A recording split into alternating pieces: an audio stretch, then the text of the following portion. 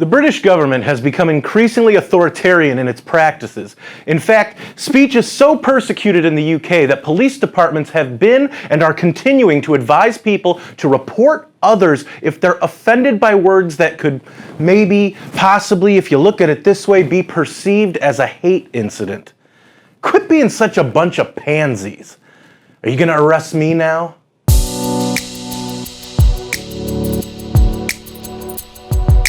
Hey everybody, thanks for joining me once again for MRC-TV. I'm Nick Kangadis. I'm not from England, so I have to ask, were the British always so sensitive, or is this simply about controlling the populace? The South Yorkshire police sent out a tweet on Sunday that promoted the practice of reporting people that are perceived to hurt others' feelings. They actually used the word perceived. That means that someone can say something totally benign, and if someone perceives that comment as hate or, quote, motivated by prejudice, they can report the person to the police and the cops will pay you a visit.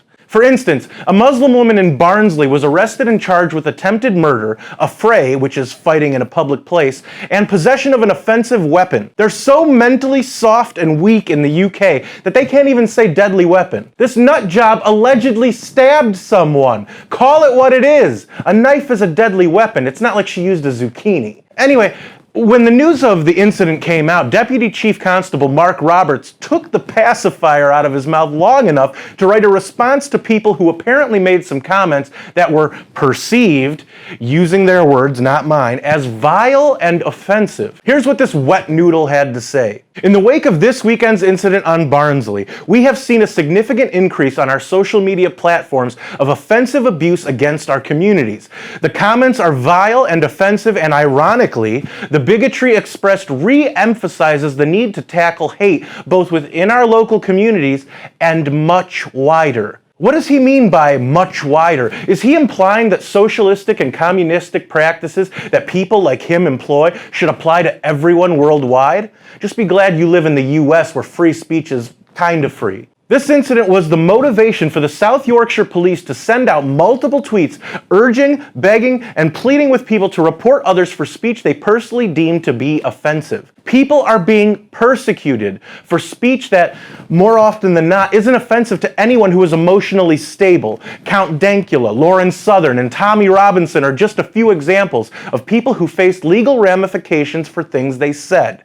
Some were jokes, some weren't. Does it really even matter what type of comment was made? Unless you have a direct threat against your life, leave people the hell alone. I don't like everything everyone says, but you don't see me calling the cops over it. Grow up. What's offensive to some might not be offensive to others. Even if you think something someone says is offensive, just don't talk to that person anymore. It's really that simple. You don't have to be friends with everyone. If you're such an emotional invalid that you want to lock someone up because you're too sensitive, then you should never leave your home or go online. Life is way harder than someone saying something mean to you. Heck, the comment doesn't even need to be directed towards you. Someone could say something someone deems offensive to someone else, and you're encouraged to report that person to police. We have a version of this in the US too, but it's more of the public variety, and that should scare people. If someone says something that is offensive, which some of these comments can be, the person sometimes can lose their job.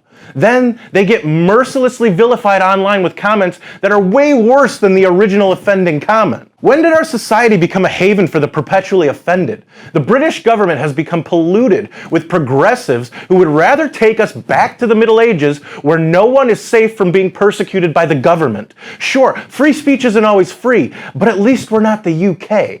At the end of the day, this is about control. Further control over people makes government officials and politicians foam at the mouth.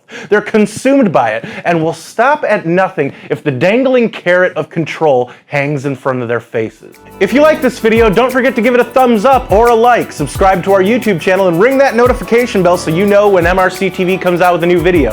Like us on Facebook and follow us on Twitter. For MRC-TV, I'm Nick Kangadis.